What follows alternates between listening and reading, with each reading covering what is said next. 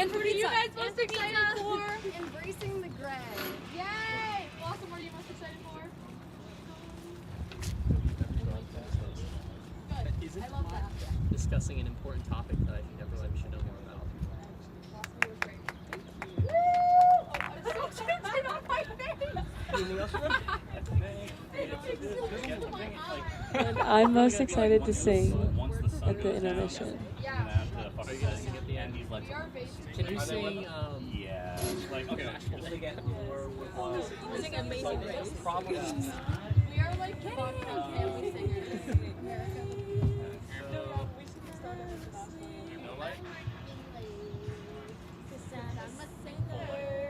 Did it do anything? Yeah. I mean, they're not great. Yeah. But they're most of it. What are you most excited for? I can just be the light. To do damage control. Damage control? I wouldn't say so, but you know, You know what we can do? I mean, was Ted. this to the point that we're like, are they? He knows our Are they shenanigans doing too well. damage to the shot? That's my worry. Ted, I think we go back to this. He's gonna be biased against Honestly, that is more light.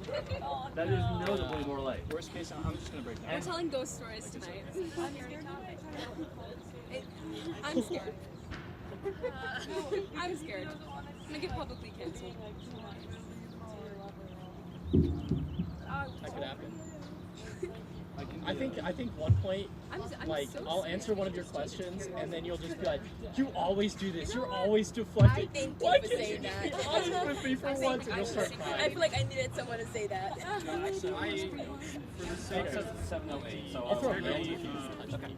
I won't touch you. It'll just be like, We'll probably not start talking about this. okay, cool. Yeah, I'll throw hands. Rebel, where's this giant crowd of people? I didn't say giant. I said I invited the Regents people, and they said there's. Oh, you said it. I said I invited lots of A whole people. bunch of people. I said I invited lots of people. Some of my roommates are coming, but I don't know Where's this one? Okay. Not yet 7 how many. The office. Do we have a live stream? Yep. Okay, if we all just have our phones here and then turn our flashes on, we can start. Yo, where did Leonie go? Yeah, ghost story. That's what I just said. Where's the pizza? Right here. It's on the table. Right there. It's in the wood fire. We're letting it. Ted, I didn't see your message, but I have a lot of Wood fired Oh, pizza. it's okay. Leanne's getting it. How's pizza gonna get a job now? We are live, by the way. I know. Oh, Yes. Everyone mentioned that as Who wants some of this pizza? me. Can you hear us? They want to do this before Can they hear us? Yes, they can hear us. Hey everybody that is live for the UA Discourse Hello to my Series. wife. This is not the best. It's so great to see you. I'm gonna pretend. This used to be close. Thank you for being here on such a magical evening. What? Test. There we go. Thank you. We can just. Hello. Wait, could you hear me? Yes. Is it? Yes. Oh, okay. We'll move in between us. It's because amplified. The distance is quite large. Yeah, ideally, yeah, just pass to whoever's speaking. Pass the mic.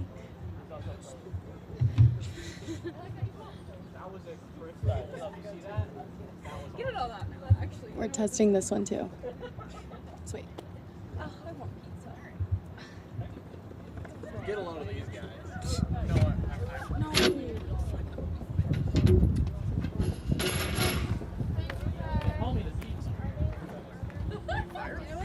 I've been fired. On our Discourse Series. Well, it's like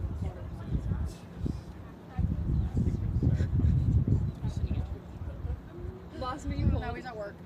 Are you cold shit for 9 hours a day right now? I knew you were. As soon as I walked out here, I was like, Blossom's gonna be cold. I'm not that cool. I like how there's no. I'm more like nervous just that day. Me too. Sure, I'll send it to him just in case. Maybe You're not. You're happy. I love that we do that. Hey guys, my friends, please remember your friends. I also forgot that we are still live. So. Oh. Hey guys. Why are you walking around like that, Logan? He's just nonchalant. In his suit. Oh yeah, you couldn't say that with a straight face. You guys talking about me up there? I think that's I'm nervous. What Yeah. do you want to talk about? Thank you though. Save me a Really? slice. I'll eat after.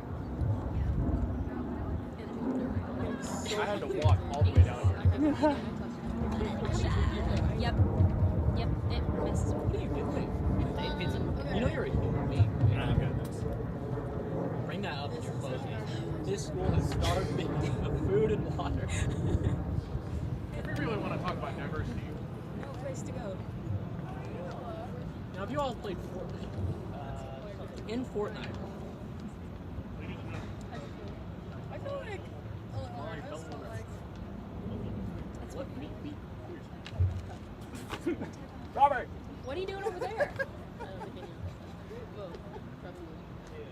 What, you want me to say it? That bag get moved? That bag down there? Yeah, do you want me to move it? Yeah, just move it like that way.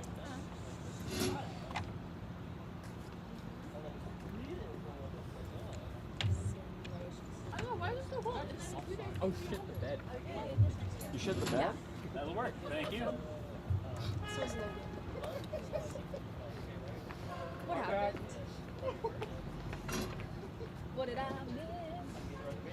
What did I miss? What about I'm actually joining this side.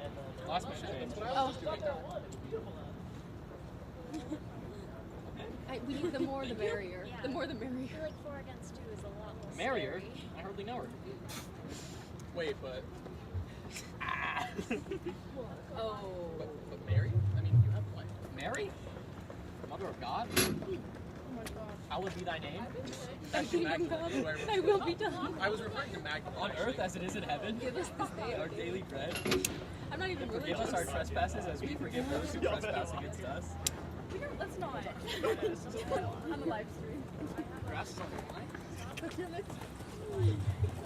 What? Well, it's also, I thought your face was online. This is actually making me more. Oh, I need a stand. That is what we're doing. I need a pen. Wait, Blossom, did you happen to bring it? Do you want one? Did you want me to bring it? I could still like. I'm making it.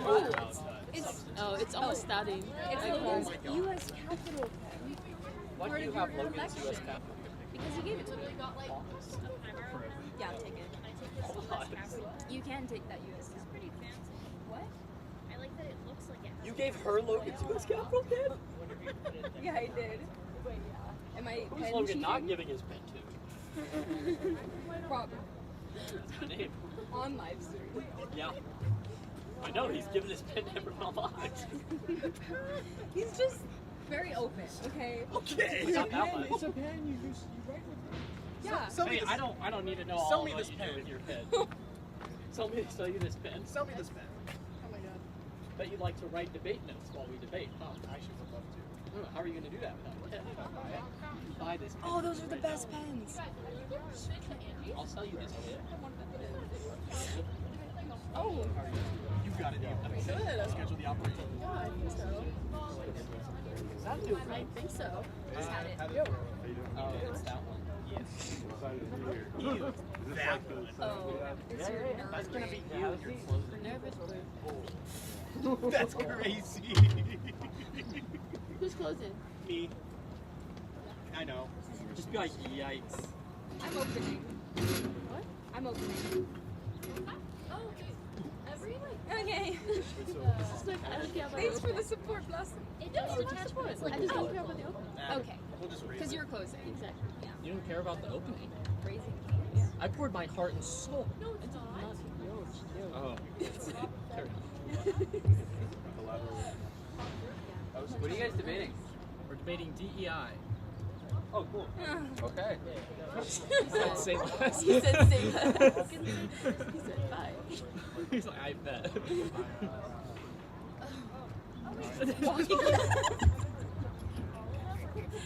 You should have made something up. We should have like college basketball or something. We know that. We do know that. We read our opening. He liked the idea. They have concepts. They have concepts. Oh my god, we should say that. I know you have concepts. You're like, it's just you. No, it's just you. But then if they do, that'll look so bad for us. Whatever you say. Really? No, it's really not. Not, I know that we'll be able to easily take it apart, but I know they have concepts. All you need to do is like every like 2-3 minutes, literally, just do this and make sure it's asleep. Okay. Everything else should be good to go. I think I'm just more worried about like the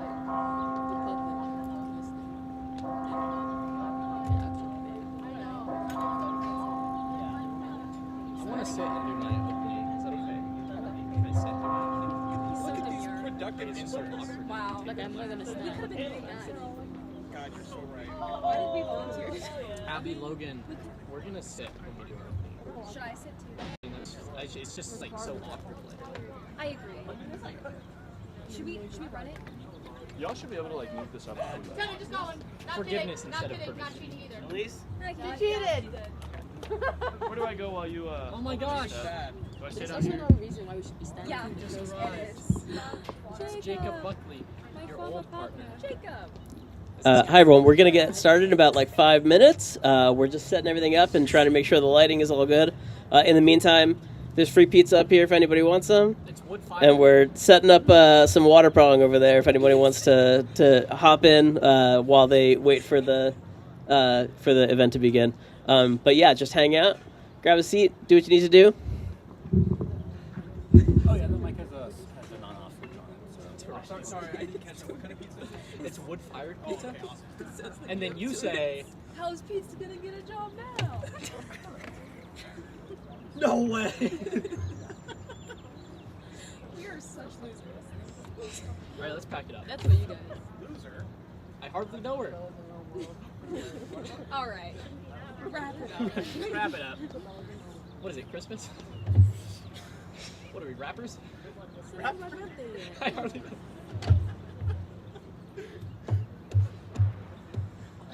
Oh, Get it all out now before he gets.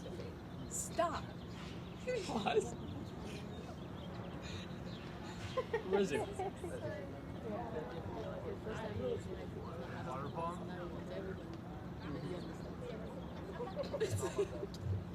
I better not see no cellular devices. I'm having it here for light when it gets dark. Permanent record. No? We'll find out, I guess, afterwards. What if my paper flies away? Well, What if anything, guys? what if anything? What if a bomb dropped on your head? I wish. On me right now. You would rather, on the record, you would rather blow up than talk about DEI.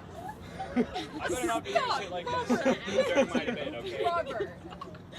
Not in my That's crazy. Am I in the way if I like sit down? Like that would have been even less. Oh, no, I should be fine. Yeah.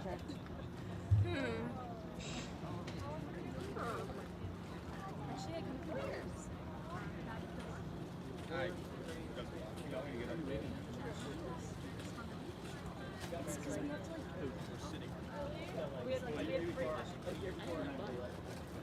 We're sitting. I'm literally looking Yeah, that was their idea. Yeah, it was there. I'm just gonna follow suit. Follow suit. You're not a leader? That was bad. I'm just following. Not Rose.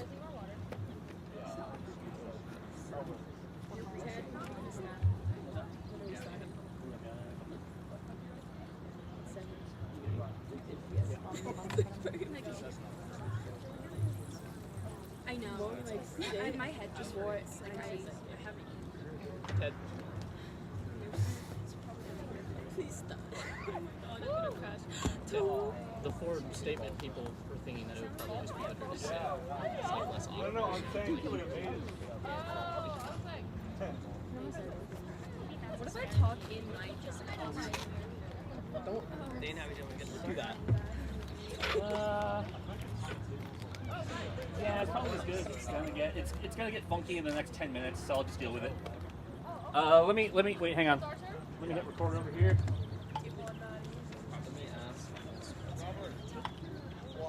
Oh no. Hi, Mom. Me and AJ's mom is watching.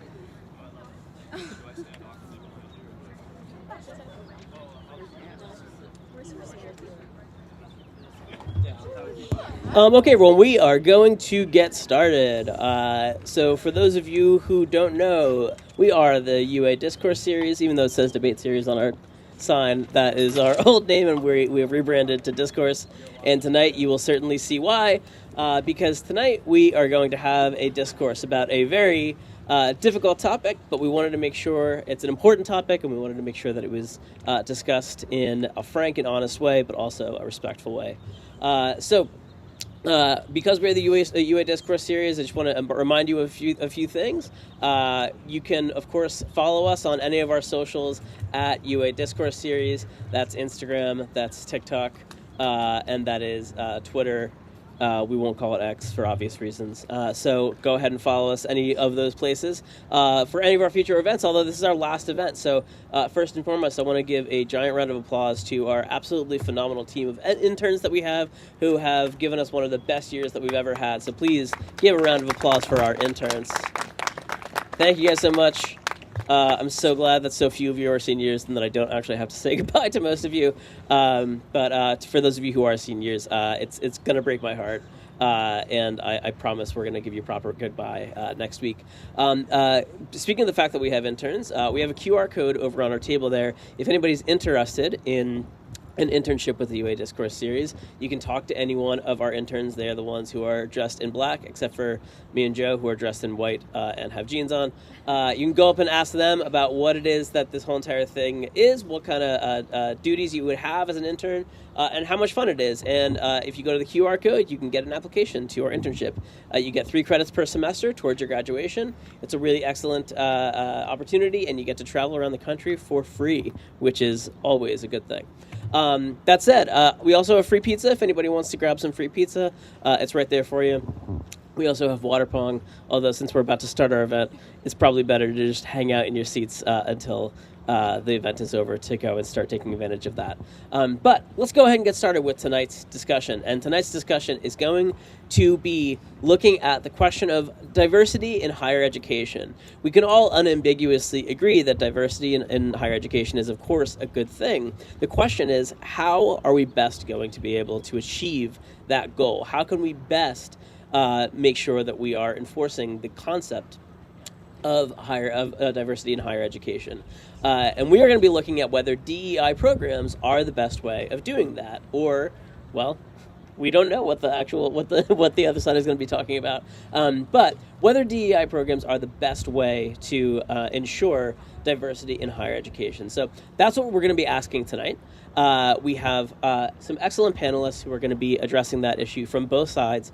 And we have a really excellent moderator who's going to be taking over my usual role as moderator, because I wanted at least one of these events that I could actually just watch as an audience member, just to see what they look like and not have to look at myself and listen to myself when I'm looking at these videos, because I hate that.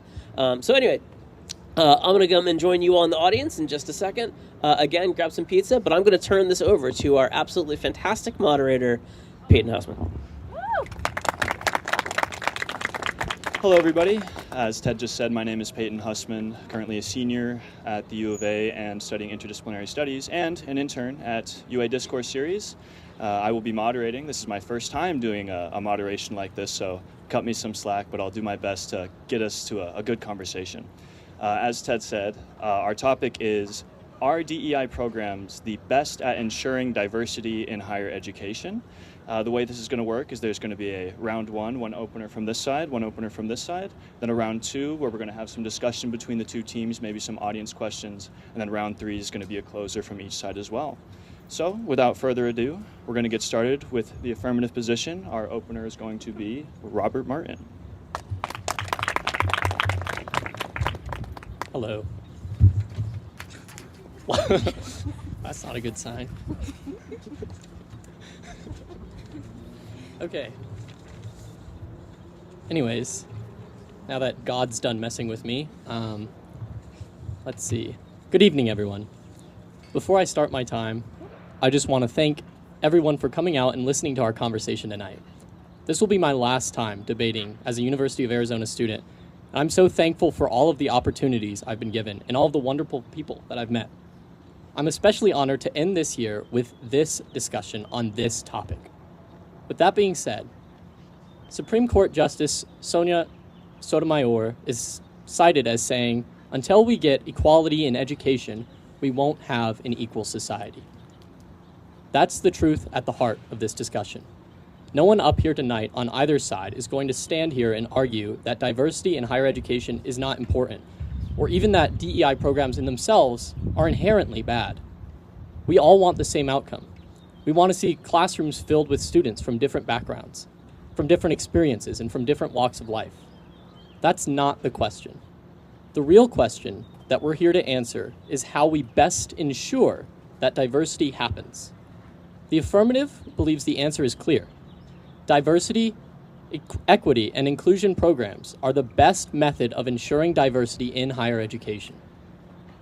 To illustrate this, and before we get into statistics and politics, let me tell you a quick story. Imagine a kid growing up in the kind of home that makes most people uncomfortable to talk about. Both of his parents were felons and drug addicts. He moved around constantly, sometimes motels, sometimes crashing on a friend's couch. He was poor, he was often hungry, and he was surrounded by a world that did not expect much from him. Despite all of this, he was able to make his way to the east side of Tucson and get into honors classes. But even there, he still didn't fit in. He was between worlds, and neither one claimed him. He should have fallen through the cracks, but he didn't, because something was there to catch him. He got scholarships that were made for students like him. He got mentoring from a DEI-funded office made for students like him. He found people like him who told him, "You belong here." I know this sounds like something from a tearjerk Netflix special, right? Or something that you hear during scholarship season. Something distant, something unreal and exceptional. But it's not fiction. I'm that kid. And I'm standing here or sitting here today because DEI programs, not just one of them, but the umbrella of them, made sure I didn't fall through those cracks. The truth is, when we say DEI, a lot of people immediately think about politics. They think about race and gender and culture war. And race and gender are certainly parts of DEI. But what do we really mean when we talk about this? Diversity means who is in the room. It means having students from all racial, ethnic, gender, socioeconomic, disability, and life backgrounds represented. Equity is fairness, not treating everyone the exact same, but recognizing that everyone starts in a different place and giving them the support that they need to succeed. Inclusion is belonging. It's making sure that people aren't just admitted to the campus, but they actually feel like they belong there, like they're a part of the community. DEI programs are the systems that higher education uses to actually make these values real. It's not this one program or that one program, it's all of them together to make them a universal experience for all students of all backgrounds all of the time. They don't just open the door, they make sure that students make it through that door, that they thrive, and that they graduate. How? First, DEI programs are holistic. They address not just who gets in, but who stays, who graduates, and who feels like they matter while they're there. Second, DEI programs actually work.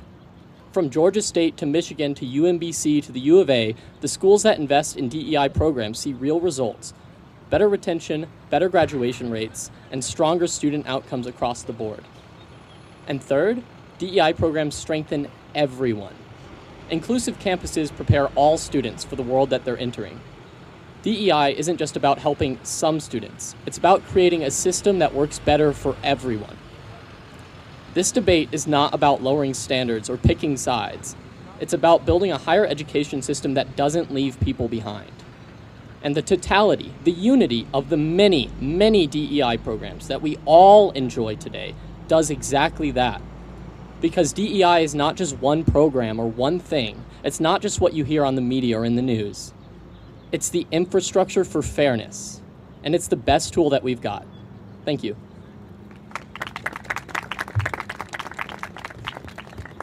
Alrighty, and we will go straight into the opening statement for our negative side, done by Abby Faber. Good evening, everyone. My name is Abby, and my partners are Logan and Katie. On behalf of all of us, thank you for being here for our last UA Discourse Series event of the semester. Let me begin by stating clearly, we are not arguing against diversity, equity, and inclusion.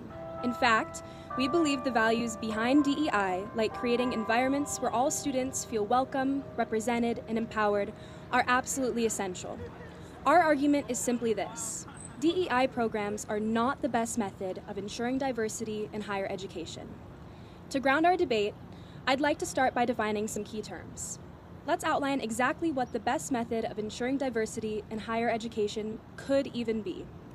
The best method would be one where the majority of people across all groups feel represented and supported, have equal access to opportunities, and feel safe academically, socially, and culturally.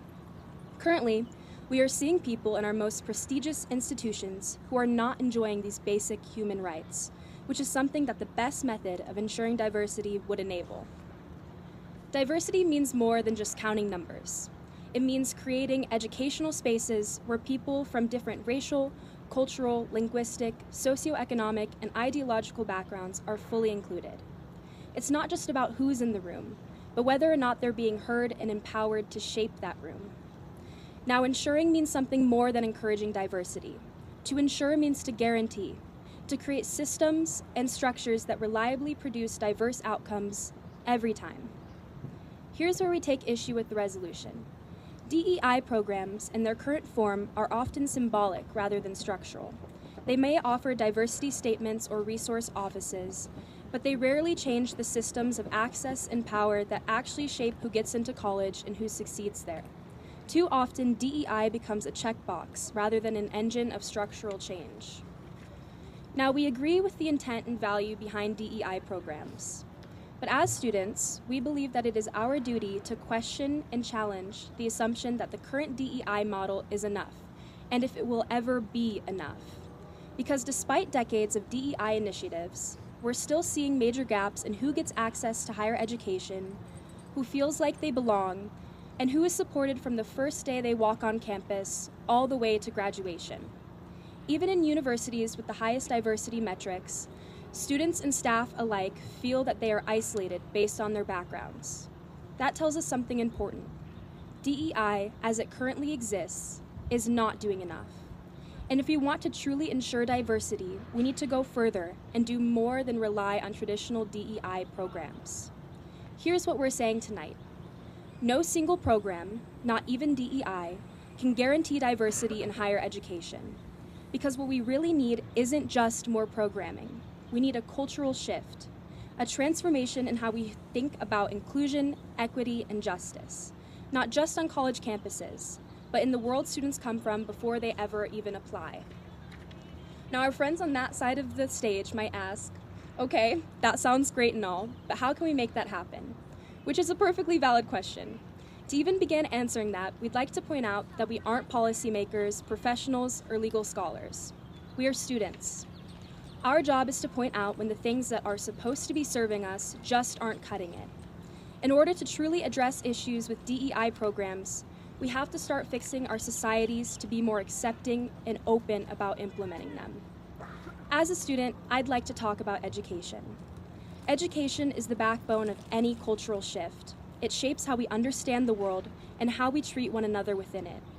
If we want institutions to be more inclusive, then we have to start earlier. We need to invest in public schools, in equitable curriculum, in mentorship programs that prepare students from all backgrounds to thrive in higher education.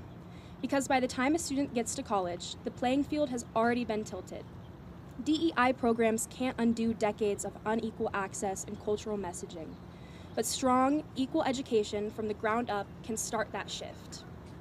Once again, let me restate our position clearly. DEI programs are not the best method of ensuring diversity in higher education. Too often, universities want diverse faces, but not diverse voices. If we care about equity, justice, and true representation, then we owe it to our fellow students to demand more than what DEI programs currently offer, starting with education. Thank you.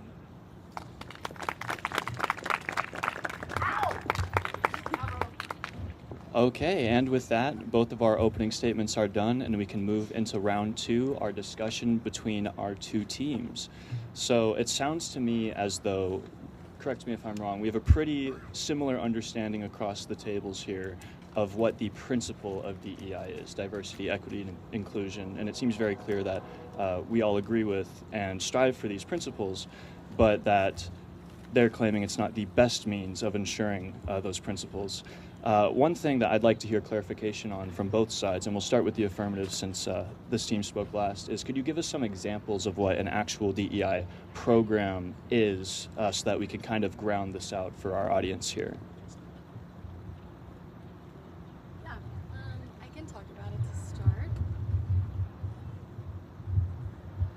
So in terms of a specific example of what DEI actually is, can everybody hear me? Sweet. So we have a few. Like Rob mentioned in his opening, Georgia State University, University of Michigan, UMBC Meyerhoff Scholars, TRIO programs, which is nationwide. A lot of examples from Columbia University exist as well. And to be more specific, and let's talk about Columbia because it's hot right now, Columbia's DEI office implemented cluster hiring to diversify faculty, and it launched mentoring and leadership development programs aimed at supporting scholars from historically underrepresented groups. As a result, the percentage of underrepresented minority faculty steadily increased and retention also improved. The numbers here are the percentage of URM faculty, meaning underrepresented minority faculty, increased from 35% from 2012 to 2022. 35%. That's just one example. Sure. I guess with the point of the question, and I'll go to you guys afterwards, was what do these actually look like for students? I mean, I'm sure there's lots of statistics that we'll get into as the conversation goes on. But like, if I'm a student applying for a DEI program, what does this actually look like? Is it a policy? Is it a place? Is it an idea? What is it in that regard? Thank you, Peyton, Thank you for the question. Actually, it would look like cultural resource centers. It would look like the Disability Resource Center, the Transfer Student Center. It would look like the tutoring centers that we have on campus. It would look like the programs we have for veterans on campus, for first generation students. So those are all DEI programs, and that's what it would look like from the student perspective. It would look like for the orientation programs we have for students who are just coming to college for the first time. So that's what DEI programs would look on this campus and across the nation at large. Okay, yeah, definitely. That's a good starting point. Cultural centers, real things that students can interact with, I imagine those are started because of policies or funding that allocate the resources such that those can be there. What about you guys on this side? Do you have any additional examples or maybe contentions with that? So we have a really good example from Stanford University. Before I get into this, when we're talking about higher education, I want to be clear, we're not just talking about students. You know, too often we are in the mindset that we're just talking about students, but faculty are included as well. Even people that maybe don't directly go to classes but still use, university resources. So Stanford University, they put their staff through a training that was supposed to curb feelings of white supremacy. And these two faculty members filed a complaint. They were Jewish. They said that they were pressured to attend the DEI program's racially segregated Whiteness Accountability Affinity Group. The group was created for staff who hold so-called privilege through white identity, who are white identified or maybe newly grappling with or realizing their white identity or are seen as white presenting and passing. The complaints also allege that the DEI committee endorsed the narrative that Jews are connected to white supremacy, advancing anti-Semitic tropes concerning Jewish power, conspiracy, and control. So that's one of the examples we have, and it speaks to the larger issue of the values behind these programs. They are great, but sometimes people fall through. Sorry to cut you off. Yeah, just for the sake of clarification, I'm just trying to set a baseline so that we can agree on what DEI programs looks like. We can get into talking about whether they're good or bad in a moment, but that example sounds like maybe diversity training for faculty. Yes. We have student resource centers. These are just kind of examples for what we can all agree on both sides that is what DEI entails, right? Sure. Okay. Now we can get into the meat and potatoes of the prompt, right, which is whether or not it's the best, whether or not it can ensure. Sounds to me as though you're saying that it might not be the best for some faculty members. You guys, I imagine, will argue that they are the best. Let's start with you since you're making the assertion. Why is it that DEI programs, as we've agreed they are the best for ensuring diversity? As I stated in my opening, we're not talking about one DEI program or another. We're talking about all of them together. So while you can point out probably a million examples of one DEI program having one thing that went wrong with it, when you take all of these together, because these programs don't exist in a vacuum, when you take all of these programs together, they ensure diversity, equity, and inclusion for all students. When we talk about things like cultural centers, it's not for some students that cultural centers exist. It's for all students. And when we talk about faculty training, it's not some faculty that should receive training. It's the fact that all faculty receive some form of sensitivity training. So they're the best in how all-encompassing they are and their abilities to impact all students, not just a subgroup or all faculty. Is that what I'm hearing? Yes, and also citing one Stanford programming does not take away from the fact that something is the best. You would need a lot more examples and a lot more detailed statistics to prove that DEI programs across the nation are not the best. Well, they've only had the opportunity to speak once, right? So let's give you guys an example or an opportunity to provide some of these examples. So they're saying it's the best because of their ability to impact the most students, impact the most faculty. Why would you contest that it's not the best? So I think that part of our argument is that DEI programs are only as good. Can you hear me? Okay, cool. DEI programs are only as good as their worst program. And the reason that we think this is because even though we think the DEI intentions are admirable, the failures are concerning because they can actually cause backlash that can unintentionally kind of flood into the intentions behind DEI. There was a survey done by Harvard Business Review, and they found that because of certain programs, because of certain diversity training, up to 52% of American workers that participated in the survey were no longer supportive of DEI. I think that our concern is that, this lowering support of DEI can bleed into the actual values. I also just want to raise a question with your guys' interpretation of the prompt. So we're talking about DEI programs as the best method of ensuring diversity in higher education. But when we bring up, valid concerns of DEI programs that are falling short, and you rightly point out they're just a couple examples. But when we're talking about the best, what is your response that, yeah, it might be just a few examples, but those examples still are important?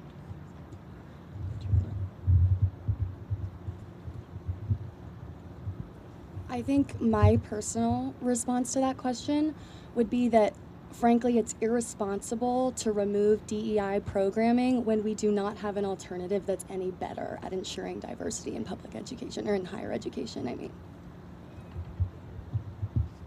Can I? Yeah. I'd like to say that we're not advocating for removing DEI programming. We're just saying that it is not the best method of ensuring diversity in higher education, which is why in my opening, I say we need education first and foremost, and then DEI programs can come after that. Yeah, and I think that when we point out that the examples that you're giving are very cherry-picked examples of a DEI program sometimes falling flat, and again, I know we haven't had an opportunity to discuss more, but I feel like we're still hung up on the Stanford example for one. Secondly, when we talk about that not being a great example of why DEI programs aren't the best at ensuring it, is because it is irresponsible to say it's not the best because sometimes some things don't work as well as they should. Okay. I have a survey from Harvard, and I think you referenced this, but a little bit getting into more details. Nearly 2,300 university faculty, staff, and students participated in this survey. 56% of Muslim respondents and 26% of Jewish respondents said that they felt physically unsafe on campus. 92% of Muslim and 61% of Jewish university affiliates polled that they feared academic and professional repercussions for voicing their personal or political opinions. So if we're talking about one of our prestigious universities, Harvard is this kind of gold standard of diversity of higher education in the United States. The students, the faculty there, they do not feel safe. Mr. Logan, I fear that statistics is disingenuous. That has nothing to do with DEI programs. In fact, DEI programs intend to fight that feeling of not feeling safe on campus. And to answer Miss Abby's statement about DEI programs being flawed, well, there is no perfect system in this world. And if you're trying to find something that's perfect without flaws, it doesn't exist in this current state of our world. There's no way that you can find something and find it flawless. We're not saying DEI is flawless. We're saying it's the best method of ensuring diversity. So unless you can prove that there is something that is better than DEI programs, then I fear that I'm not sure what your standpoint is right now. Well, again, for the purposes of this debate, just to reiterate, everybody here is pro-DEI, right? We all like this, and we all want DEI to continue to happen. It's just a matter of whether or not it is the best, right? And everybody here on either side can acknowledge that there are flaws. But let's kind of look at maybe a specific example, just to kind of tease apart why we think something may or may not be the best. And it's been brought up on both sides, faculty diversity training. I know that Ted, our amazing administrator here, has personally told me, and I know that this is universal for a lot of professors, have to go through a course to ensure that they're more aware of student backgrounds, providing educational services that are best tailored to be for a diverse community. So I guess I'll start with this side here. What is of course we all acknowledge their benefits, but why may that not be the best as opposed to an alternative?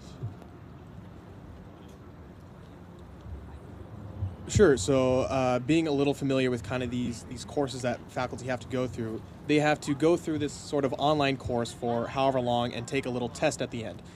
If they pass with, I don't even know the percentage, it's probably like 70 or something, they get to teach. If they don't pass, they don't get to teach. So do we really think an online test is the best way of ensuring safety across ethnicities in our university campuses?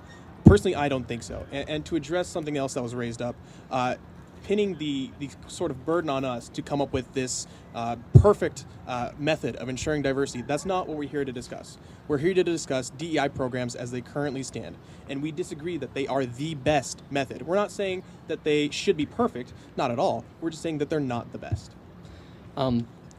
Just to address that real quick before I get to answering your question, I think that the way that you described these diversity trainings is not a fair representation of what they actually are. I work at the university, and the diversity training that I had to go through was extensive. It was 16 hours of diversity training spread over 3 days. Further than that, when I taught, the diversity training that I had to go through on the south side of Tucson took a matter of 2 weeks. It was not just you do a little course and then you take a little test.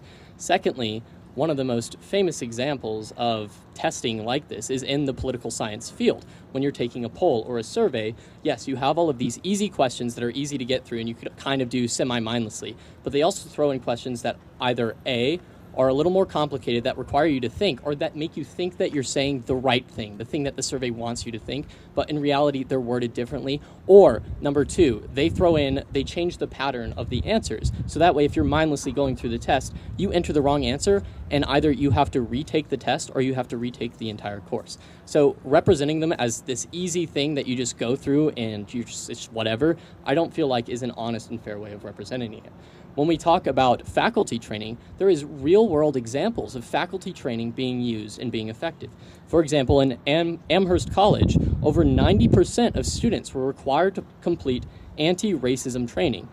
And then after that, they were required to do this in order to become employees at the university. After doing this training, URM faculty, that's underrepresented minority faculty, after the students completed the training, hiring rose by 10% over just 3 years, along with campus surveys, which showed improved perceptions of inclusion. These are real things, because it's not like these surveys just appeared and then suddenly everyone's doing great. These surveys happened over a period of time in continuance with other DEI programs, which in turn ensured diversity. Also, Mr. Logan, to shift this debate a little bit, because I feel like you've been talking a lot about surveys and trainings, what about cultural centers? What about disability resource centers? What about the programs like tutoring? How does that fit into your not the best definition? Well, I mean, I'm the one who brought in the let's talk about diversity training first. We can certainly get into other things, but I want to give you guys an opportunity to respond. So we hear a lot about how diversity training does actually increase numbers, but is it the best? And I imagine you're going to say no. Why is it not? I'd like to address Robert's point. First of all, thank you for your personal example in diversity training. But I'd like to ask that is all diversity training consistent with all different institutions? Because from what we've seen, it isn't. And statistics point to that survey that we've taken that diversity training isn't consistent across all universities and all campuses. And how can we truly ensure that diversity is being included in every institution if their education and their training isn't the same? Is the makeup of every single university exactly the same? No, they're not, which is why things differ from university to university, because they're meeting the differing needs, the differing populations of those universities. Okay, but now I feel like we're shifting goalposts a little bit. So earlier on, you said that our Stanford example is just Stanford. But now you are saying that universities are different. They have different programs. So where's this kind of disconnect of like, okay, for Stanford, it's just Stanford, but for other universities that may exist that have, lackluster programs, they're just different universities. Can you just kind of explain that, please? Yeah. So I think something that I would like to stress and reiterate in a moment is that one of the key intrinsic values that comes with DEI programs is the totality of it. That is a core part of our argument. The totality and the levels of intersectionality reached by DEI programs as a whole is what makes it the most effective way of ensuring that we have diversity in higher education. I don't think there's really another way that I can say that other than totality is really important to our argument. And to more directly address what you just said, I don't see how me pointing out that Stanford is just Stanford and other universities are just other universities is in contradiction to what I'm saying. I'm saying that every university is different, but at the same time, these universities have DEI programs. They have an umbrella of DEI programs. Sure, but just to clarify, brief response, and then last we're going to go to audience questions. You saying it's just Stanford doesn't address the survey or the complaint of the Jewish students being feeling as though they don't belong. I would ask, what was the context in which that survey was taken? I mean, when the Israel-Palestine war just broke out and you surveyed Jewish or Muslim students on the campus and they said that they were unsafe, was that because DEI programs aren't doing their job, or was that because there's a very real-world event happening? In the same vein, the only thing that was making them feel safe, the only thing that was making them feel included was those cultural centers, which are a part of the umbrella DEI programs. Unfortunately, maybe we can get a response after we move into audience questions. But does anybody have any questions for either of our panelists regarding the conversation so far? AJ, you're going to have to yell very loud. Just repeat it after he says it. Yeah. Perfect. So, a growing share of U.S. workers and students say that DEI is a bad thing or something that they don't like. Pew Research, specifically over February 2023 to November 2024, says that rates of improvement for DEI are falling. Is this a problem with the implementation of DEI programs? It seems the net is trying to say. Is this an issue with DEI itself, or is it simply something else? And who is that question intended for? For both. Okay, so AJ, audience member, just said we've had declining rates of approval across the country with DEI, and is that a fault of their actual implementation? Is it a cultural thing? What is the cause of the disgruntled nature some people may have with DEI? I guess we'll start with you guys. I mean, one survey taken in isolation, all I can do is speculate, of course, but I would say that there's a number of things that could be at play there. Whenever you take a survey, there's, of course, a lack of information around DEI. I mean, DEI programs are all over the news right now, but the whole reason we're having this conversation is, number one, there's a lack of knowledge of what they really entail, right? I'm sure that many of you on campus today didn't know that things like TRIO or like cultural centers fall under that DEI umbrella. What you normally think of is those things like the sensitivity training, for example. And another thing is that ensuring equity is an uncomfortable process. People who are born into a demographic that has more money, or they're born into a certain zip code, are typically not going to want to give away that money to programs that are designed to help disadvantaged students. It's an uncomfortable process, and it's supposed to be.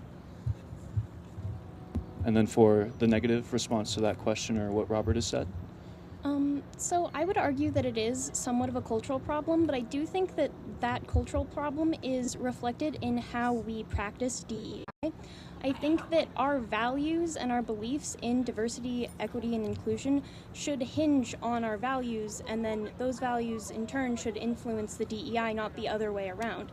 I think what we need to do if we want to solve these problems is get to the root of them and solve the cultural problems first. Otherwise, we do have these problems with somewhat performative programs in DEI, despite their, admirable intentions. And again, we're not saying DEI is bad.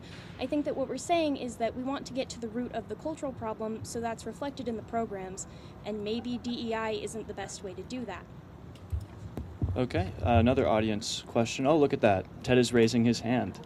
Please yell so that I can hear you, and then I'll repeat it back for everybody. Is this good? Yeah. So I'm wondering whether there's a sort of bottom-up rather than top-down version of ensuring diversity. In other words, if students are feeling, let's say, uncomfortable or unrepresented or just sort of targeted in their classes, is there a way where students can just, on their student course surveys at the end of a semester, suggest that they were not feeling, that great about the professors, and then the university sort of respond whenever they have a particularly unpopular professor or is getting a lot of their comments, then we sort of see them got rid of. In other words, if the students are the ones who are trying to feel protected by making sure that we have a diverse population, can we sort of have the students be the ones who are sort of removing that conversation rather than having the administration implement policies and go top down? Is there a possibility of doing something like that? Sure, and to repeat for everybody else who may not have heard, Ted's considering whether or not there's a world where we have a sort of bottom-up system of ensuring diversity of students and individuals, groups of friends, as opposed to an administrative top-down version, and I guess what the efficacies of something like that as opposed to DEI would be. We'll start with this side here. Thank you for that question. And this is why we're talking about education and why education is so important. Because as students, we believe that it is our duty to find when the things that are supposed to be serving us just aren't cutting it and aren't working. And so student voices matter. And I think that if we can implement student voices into how we should run our DEI programs, that also is part of creating that cultural shift that we would like to see. Thank you, Ms. Avi, and thank you, Ted, for your question. And I would like to say that we do have that system where students' voices matter. It's not just in the student trainings. Again, DI programs expand far beyond surveys and trainings, and they're seen in tutoring centers, cultural resource centers, like I've said before, disability resource centers. And in those places, we do have student-led initiatives. When the protests were happening on campus, those were students-led initiatives backed up by DEI programs. So it's not an either-or system. It doesn't have to be the students versus the administration. It should be both, just like we have both right now. DEI programs combine student voices with administrative help because this is a systemic issue. So we cannot pretend that just student voices without any policy backing it up is enough. I want to point out what you just said. You said it's a systemic issue. Do we think DEI programs can, quote unquote, solve our culture? I know that's a loaded question, but what's your opinion on that? I think that when we talk about the umbrella of DEI programs, one of the main things that they're supposed to do is encourage us all to think a little deeper, to think with more empathy. And what that does is it does encourage us to solve these problems of exclusivity in colleges, right? If you're putting yourself in college, you're going to meet a lot of new people from diverse backgrounds. DEI programs amplify that. Okay.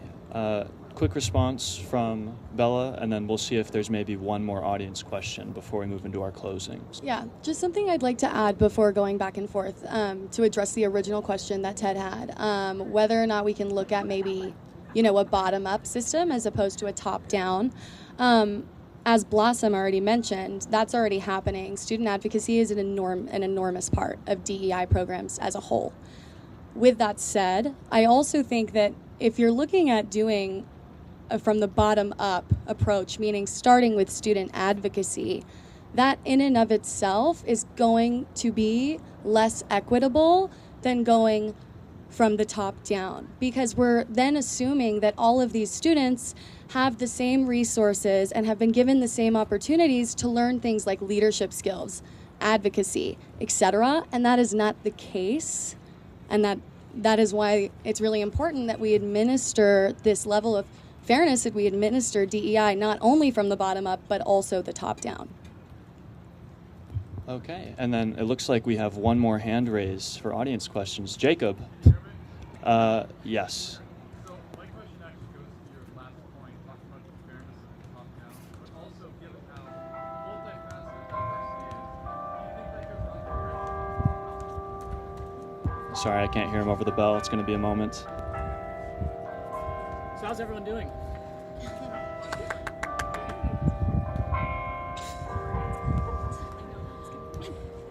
Okay, please continue.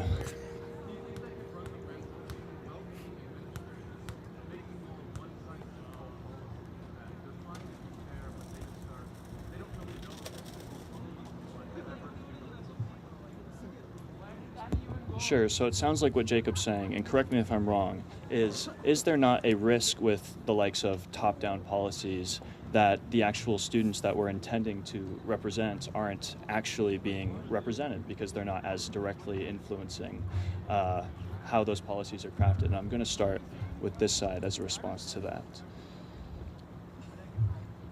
Yeah, so something Abby mentioned in her opening is we actually want to embrace a sort of bottom-up in the terms of time. We want to start focusing at the lower rungs of education, elementary school, middle school, high school. This is the time that we should be instilling values into our students. If we're waiting until university to instill those values, that's far too late for a lot of people. I know this is a common joke we share. You know, you get to university and you think you know everything. You turn 23 and you know everything. So it's too late to start preaching those values until you're a young adult. Wow, the taking personal shots at me for being 23 is crazy, but just to answer your question, I do think that there are problems with just a top-down approach, which is why we don't have that, right? When the administration does something that we don't like, and I'm not going to get too specific because I'm still a student here for a little bit of time. When the administration does something that we don't like, it's the umbrella of DEI programs such as cultural resource centers that advocates and plans and organizes ways to combat that. For example, when the University of Arizona was planning on getting rid of several of their cultural centers, there was an enormous uproar from the students in which they signed 3,300 signatures to combat this, and then the university stopped. They halted entirely, and we kept those programs. So I agree that a top-down approach is dangerous because of things like overreach, right? You can't always trust administrators to do the right thing. But at the same time, it's not like we have no options, and those options are safeguarded and guaranteed and ensured by DEI programs. And also, I feel like it's a little unfair to the prompt that we're here to discuss to say, well, DEI programs aren't the best at ensuring diversity in higher education because we should really start and be looking outside of higher education. That may be good, and we'll all agree that education is a beautiful, brilliant thing that we all need, but we're looking at in higher education. Within higher education, what can we do to address that? DEI programs. I mean, just to be a little fair to them, I don't think they were trying to extrapolate this to outside of higher education, just that there's a phenomenon of a... No, I'm just clarifying. Just that there's a phenomenon of, things take time, whether it's government or, the likes, but... Yeah, go ahead. Okay, then I guess we will be moving into closings. Give them a round of applause for our round two. All right, and then closing four, the affirmative is going to be Blossom Obi.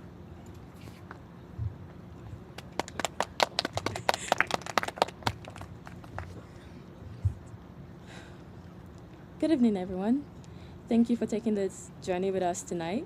It's been an honor to debate a topic that cuts so deeply into the heart of who we are and who we wish to be, or hope to be. I am honored to be giving my last closing speech. as a debater for the University of Arizona, and while this moment is bittersweet, this journey has brought me the most incredible people. Rob, Bella, thank you. And of course, to my opponents who have also been my teammates and friends, I am so proud of you. Now, before I begin, I would like to directly address Ms. Abby's opening statement. Ms. Abby, in your opening statement, you had mentioned that DEI was flawed and therefore could not be the best. And to that, I would like to ask you, which system do we have in place right now is not flawed? And if you can bring that one up, I guess my teammates and I would gladly fold to you. Now, the crux of tonight's argument hinges on whether DEI programs are the best methods of ensuring diversity in higher education. Throughout this debate, I hope we have made one thing clear. The inclusion of a group of people does not inherently exclude any others. In fact, it is by understanding that there are some people in our community that need to be brought into the picture that we can all stand on equal footing. Equity is not a pie that shrinks with every additional slice. It is a table growing longer, stronger, each seat making the conversation richer. I understand that some of you may be worried about academic freedom. If we all think alike, then are we free? Are DEI programs training conformity, like your little Stanford survey? The answer is no. DEI programs aim at one thing, and that is to provide everyone, regardless of socioeconomic status, race, gender, and sexual orientation, an opportunity in a world that has been systematically flawed. To treat others with respect is not to train conformity. It is to acknowledge that every human being is inherently deserving of opportunity and access. Tonight, the negative has argued that DEI is a mere band-aid, an insufficient surface-level fix that fails to address the deeper administrative problems of inequality. But let's pause and ask, if poverty, racism, and exclusion are not accidents, but products of a system, then how do we fix a broken system without building new systems to dismantle the old? As Nelson Mandela once said, poverty is not an accident. Like slavery and apartheid, it is man-made and can be removed by the actions of human beings. DEI is not a band-aid. DEI is the action. It is the law, the policy, the deliberate correction of the legacy of exclusion. It is the administrative response to an administrative problem. When the negative asks us to reject DEI programs, what are they offering in its place? How can we address systemic inequality and inequity without systemic solutions? If the house was built crooked, we don't fix it by walking away. We fix it by rebuilding beam by beam. DEI is that reconstruction. And we see this in action through programs like Federal Trio programs, which were created to increase college access and graduation for low-income, first-generation, and underrepresented students. We see this in cultural centers. We see this in disability resources, programs for veterans, and transfer students. We see this in the very spaces that sheltered students like me. Because this debate isn't abstract to me, it's personal. I came here as an international student, no family, no friends, no cultural blueprint. But here in America, I also found myself counted among many minorities. A woman, a foreigner, a black person navigating systems not built with me in mind. But the DEI programs on campus had me in mind. The cultural resource centers gave me a job. The programs gave me a sense of belonging. I found friends, family, and a voice. I was seen alongside many others like me. The negative argues for idealism. If the world is perfect, if only we could fix culture, then we would not need DEI programs. But the world is not perfect, Mr. Logan. Revolution is not idealism. Revolution is not a dream. Revolution is structural, systemic, tangible. You cannot dismantle a system without building a system to replace it. And if the revolution will not be televised, then DEI is the platform of amplification. DEI is not utopian. DEI programs are not a pragmatic revolution. It is a beam by beam, reconstruction of a house that was built crooked. Everyone's journey to education is different. But if our society is to progress, we must ensure that everyone, regardless of their background, can access education. The very foundation of America stands on the principles of DEI initiatives, where every person who works hard and has the will is given the opportunity to succeed. This is the America I know, and that is the America DEI initiatives seek to uphold, Mr. Logan. Thank you.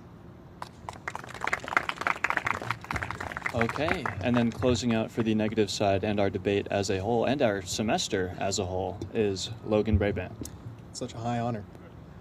Good evening, everyone. As the final speaker of tonight, there are a few things I want to say before I really get started. I apologize in advance. I'm going to take a lot of your time. First off, I want to thank everyone here on stage. Round of applause for everyone here. They've done an amazing job. I want to give very, very special thanks to Robert, Blossom, and Peyton. If you guys didn't know, we co-host a podcast together. Robert and Blossom will be leaving me and Peyton after this semester, so we're very, very sad. But they have no doubt done great things in their time here. Want to thank Ted and our other interns in the crowd. You guys are the best.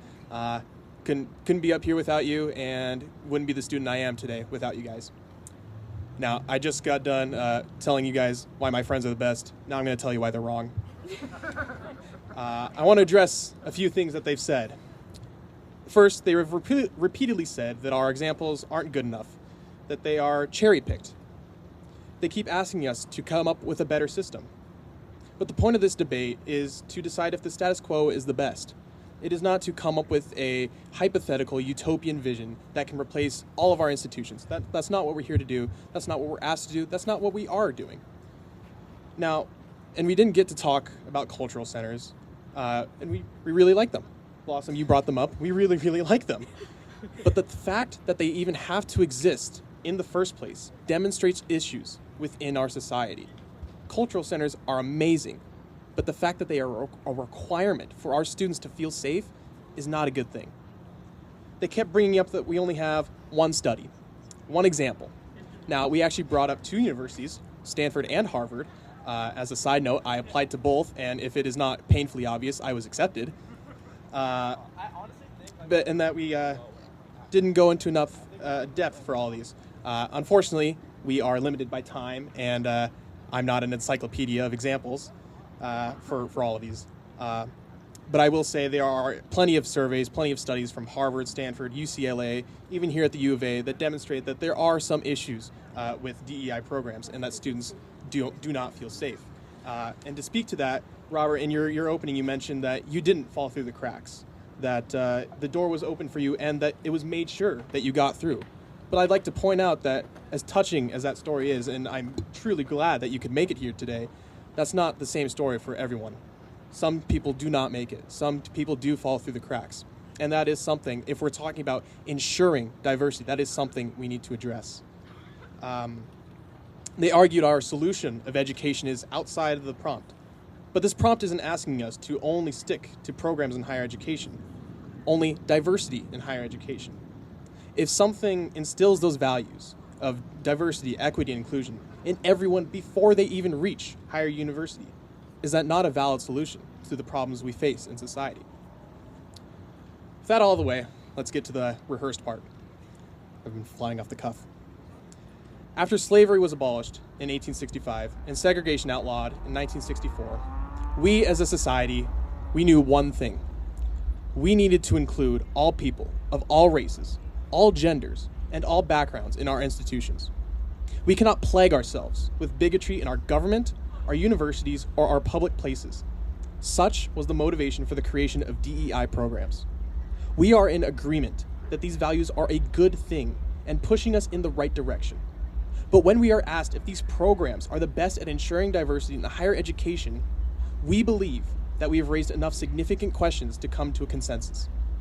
In case we got lost in the weeds, allow me to restate our position. We do not believe that DEI programs, as they currently exist and are employed, best ensure diversity in higher educations. We do not believe that any social program can ensure diversity. There are simply too many cracks, too many people who are still suffering to meet any of the criteria we have established. For something to be the best, it has to be as good as it can get. And ensure means to guarantee something. Neither of these benchmarks is consistent with the reality of current DEI programs. More importantly, waiting until students reach university to instill diversity is not enough. It's too late. To echo our opening statement, DEI programs can't undo decades of prejudice, decades of targeting, decades of minority communities suffering. It's not enough. Now, if you are satisfied with just being in the room and not having a voice, that is your right. But we can do better. We can always do better. The strength of our use is that we are relentless. We do not stop until our goals are met. Everyone in the crowd here today has high convictions, ideas of how you can make the world a better place. I'm here to tell you, and we have argued here today, that you can achieve those goals. Thank you. Alrighty, and with that, our final debate of the semester is done, and I will hand it off to Ted.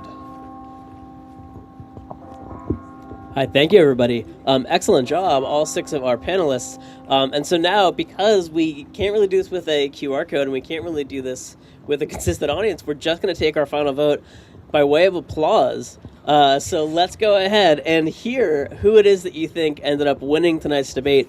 If, in the end, you are in favor of the side arguing that, yes, indeed, DEI programs are the best way to ensure diversity in higher education, this side over here, please give it up for these 3 right here, if that is who you're voting for. And if you and if you are voting that no, DEI programs are not necessarily the best way to ensure diversity in higher education, please give it up for these 3 right over here. Let's hear a round of applause. All right, I think that we have our winners. Congratulations to all of our debaters. Again, we have a QR code right over here if anybody is interested in applying for an internship, or you can ask any of our interns up here. We have some pizza left. It's a bit cold, but go ahead and grab it if you want to. Everybody, again, thank you very much for coming. Follow us on UA Discourse Series on all of our social media, and thank you all. Good night. Interns, let's go to Frog. We're all winners. What a democratic way of voting. Let's not get into bean counting. He said the thing. You did so great. Oh, awesome. Brutal. I know, that was nervous. I'm so cold.